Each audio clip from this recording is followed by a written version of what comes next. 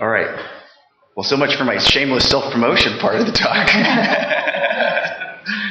Good morning, everybody. My name is Mark Johnson. I'm the Director of Publisher Relations at Stanford University's Highwire Press. Good to see you all here in way too early a.m. So what I'm going to talk about is really access to developing countries from a hosting perspective and how we work, we as a hosting platform work with our publisher partners to enable access to programs like the Research for Life, Hinari, Agora, those sorts of programs. I'll also talk about some of the programs that you may not be aware of that some of our publishers are doing that allows access to developing regions.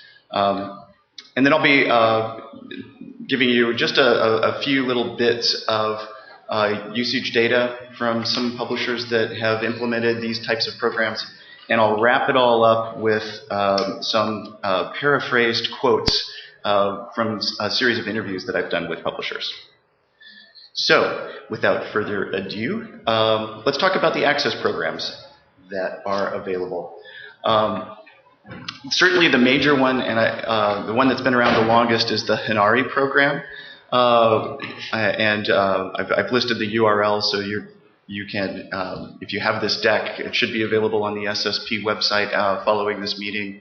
If you'd like me to email it to you, I'd be happy to email it to you. But all of these URLs will lead you to a large amount of information about these different programs. So in particular, the Hinari program has been around the longest. That's the Access to Research in Health program. It's really focused on biomedical, life science type publications. The Agora program is the Access to Global Online Research in Agriculture. And as you might imagine, that's of particular interest to developing economies who are looking to feed their populace. So that's a fine program that tries to make that happen.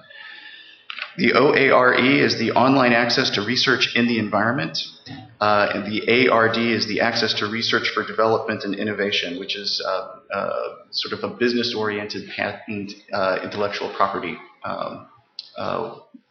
content source. All of these are essentially set up as institutional subscriptions from an online hosting service and from a publisher's perspective. And what that means is that as an institutional subscription, access is typically through IPs, and the IPs are provided by the Research for Life program for the different programs, Hinari, Agora, OARE, and ARD. That enables an administrator from the Research for Life program to go in and check their usage reports so that they can see how all of the different publishers are providing usage to the end users. The next bullet down is World Bank Low-Income Economies. This is actually a Highwire program. Highwire licenses data from the World Bank, which associates an IP range for an entire country. And if you wanted to give access to, say, war-torn Afghanistan, then you can do that through the Highwire World Bank program. And I'll talk a little bit more about that in a bit. These other programs down below, the INASP is the International Network for Availability of Scientific Publications. And that's sort of an umbrella organization that actually manages the PERI, the Program for the Enhancement of Research Information. Another initiative is the Electronic Information for Libraries Initiative. And I'm not really going to speak too much on those, but feel free to investigate those when you can. So Phil said that I can't shamelessly give a plug about Highwire, but what he didn't say is that I couldn't shamelessly promote Highwire-hosted publishers. I often say that we work with the very, very best clients in the world, and I think you can kind of see that when you look at who the participants of these free access programs are. It's largely made up of clients of Highwire. So for example, I've circled the American Academy of Family Physicians, the American Academy of Orthopedic Surgeons, the Pediatrics Organization, the American Association of Cancer Research, and so on. It turns out, if you do the math and scroll down and look at all of the publishers that are making access available through Hinari, you'll find about 160 on the list in total. and about 50 of those organizations have hosting with Highwire. So we really, I think we do have that. The best people, the best publishers in the world. Here's an example of the Agora page, also a list of their partners. Again, I want to do a shout out to the Highwire hosted publishers here. I'm going to get a dirty look from Phil. Okay. We'll just continue to make the point here. These are the publishers, Phil. It's not Highwire, it's the publishers that are doing the right thing.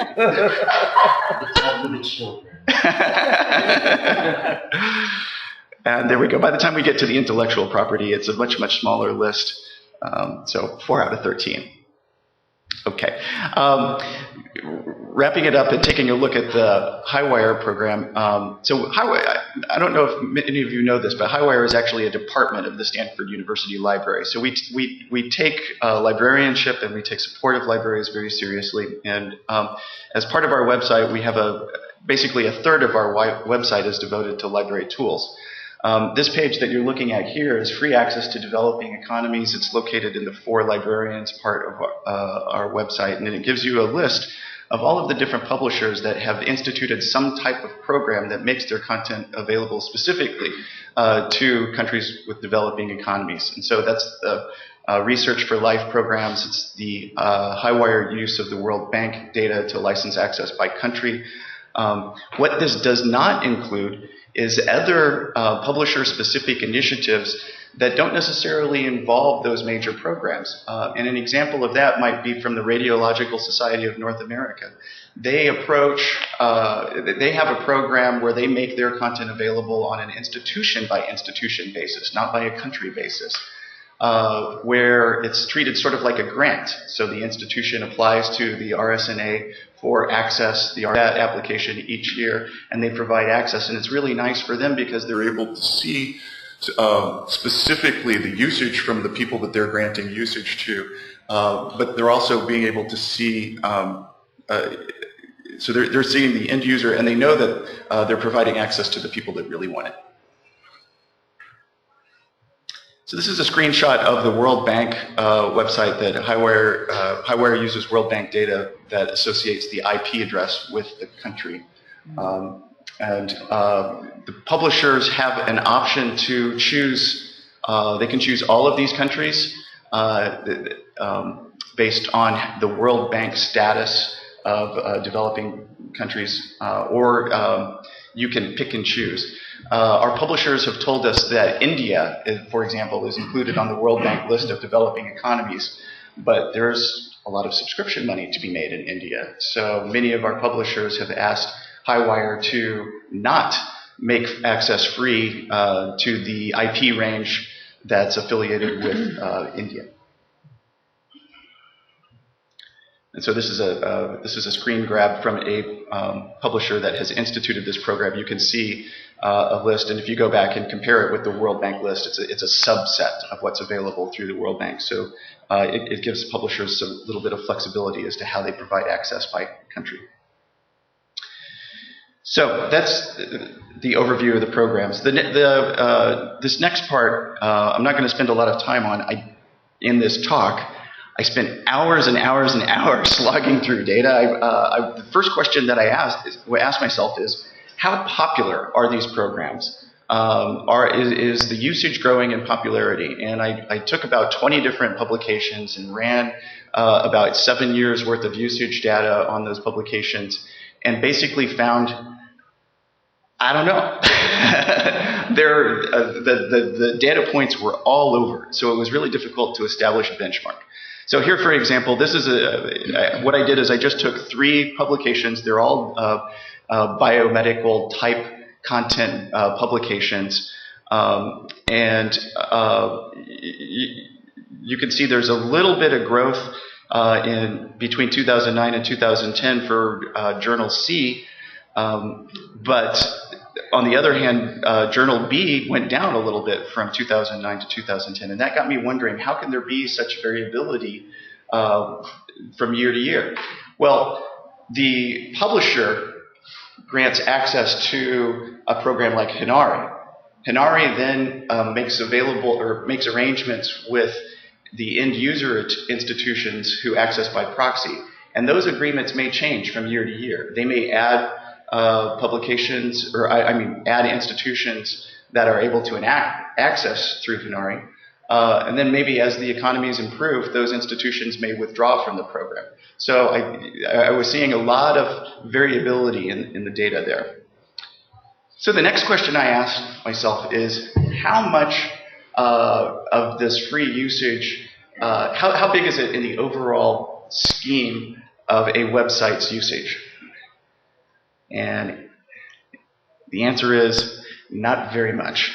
So these columns are very, very tall, but if you look at the index on the left, the very, very top is 0.16% of overall site usage. So there's not a lot of usage. And by the way, this is counter standard full text downloads, PDF and HTML. There's just not a lot of usage from these programs. So if you have any concerns about making your content available to developing countries and how it might cannibalize subscription, not a lot of risk there, really. If you look at the data, there's just not a lot of usage. And to wrap things up, I've only got a couple of minutes left, so let me share some publisher feedback with you. One of the questions that I had was, why are you doing this program? And the overwhelming feedback was basically a humanitarian concern. That is the right thing to do, an altruistic kind of motive. Now, related to that, the dark side of that is a public relation effect. You get a little bit of positive benefit by making your content free to developing countries. I was curious if people were doing it to boost usage, but clearly you're boosting it by 0.16% at best. That's not a big boost. I also was curious, from a discussion I had with Phil several months ago, if the access to developing countries was actually sort of a method of market development to increase submissions, and if publishers had noticed an increase in submissions. And the feedback there was not really. So let me share with you some quotes as I wrap things up. One publisher told me that international outreach is part of our association's strategic plan. Offering free access to developing countries is just one aspect of that outreach program. So there's a lot of feeling that it's important to do. It's part of the mission. So that's why a publisher is doing it. Another publisher said, we have our own program that provides free access directly to institutions, like an annual grant. They need to reapply each year. This way we know those who need our content but can't afford it can get it and actually use it. And to wrap things up, in response to a question on does free access have any impact on submissions, there doesn't seem to have been any change that can be attributed to those additional access, other than we probably lost a few subscriptions. And with that, I thank you for your time.